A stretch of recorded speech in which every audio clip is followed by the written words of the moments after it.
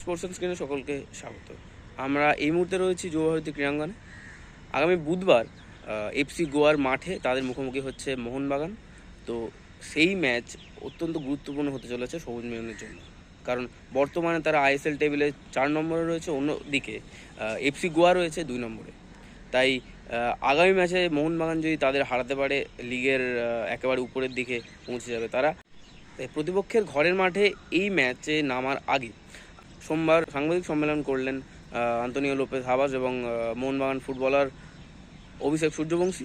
গোয়ার মুখোমুখি হওয়ার আগে একাধিক বিষয় নিয়ে মুখ খুললেন হাবাস, যার মধ্যে উল্লেখযোগ্য আনোয়ার আলী কি ফিট, তিনি কি আসন্ন ম্যাচে খেলবেন, কি বললেন হাবাস, শুনে নেওয়া যাক। For us, the recovery to Anwar maybe is in the 85%. To have good condition, but maybe with the possibility to participate, but we have to evaluate tomorrow. FC গোয়ার ফুটবলটা হচ্ছে অনেকটা মাঝমাঠ কেন্দ্রিক, এদিকে মোহনবাগানেরও মাঝমাঠে একটা আলাদা ভূমিকা রয়েছে।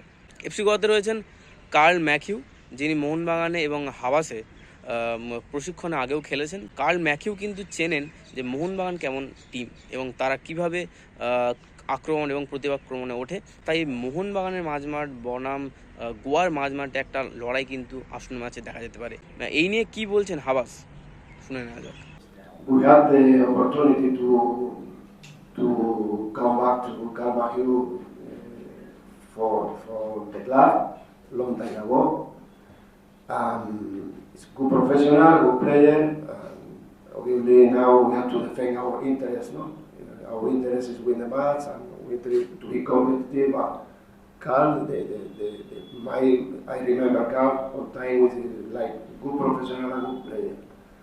The influence, I don't know, because football is 11 against 11 players, not one player.